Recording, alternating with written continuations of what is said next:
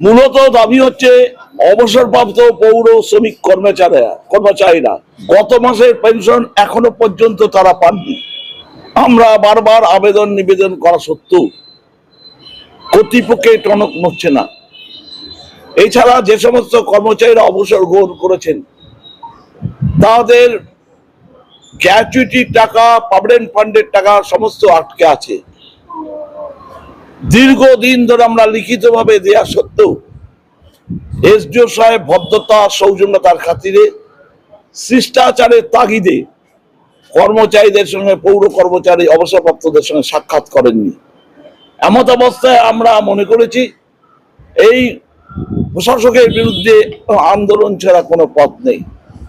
দীর্ঘ 3 দিন ধরে আমাদের আন্দোলন চলছে।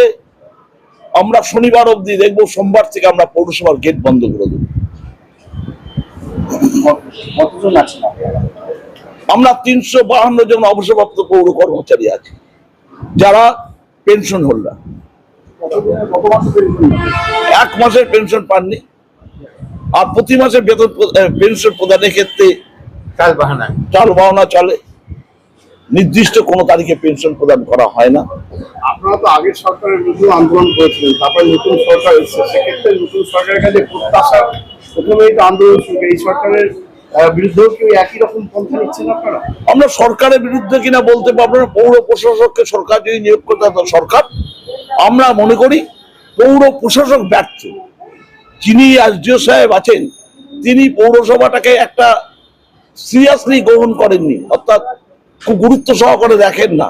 আমরা বিভিন্ন প্রশাসক দেখেছি এখানে। এর আগের যিনি প্রশাসক ছিলেন ভদ্রমহিলা, কি নাম, শরৎ, অত্যন্ত অ্যাক্টিভ ছিলেন। তিনি কি করে কর্মচারীদের ন্যায্য পাওনা মিটিয়ে দেওয়া যায় সবসময় সচেষ্ট থাকেন। আর এই এসডিও সাহেব উদাসীন, তিনি আসেন না। কোনো সময় ইও সাহেব, কোনো সময় এক্সিকিউটিভ অফিসার, কোনো সময় ফিনান্স অফিসার, এদেরকে ডেকে নিয়ে দায় সারা কাজ সারে। সমীর কুমার রায়, সমীর কুমার দে। আপনাদের মূলত অ্যালিগেশনটা তো এসডিও বিরুদ্ধেই। অবশ্যই বর্তমান প্রশাসকের বিরুদ্ধে। আপনার নাম? সমর কুমার চক্রবর্তী, আপনি সভাপতি অবসরপ্রাপ্ত পৌর কর্মচারী সমিতির সংগঠন। Pension holder? অবশ্যই। সমর কুমার চক্রবর্তী। কি পদে আছে? সভাপতি।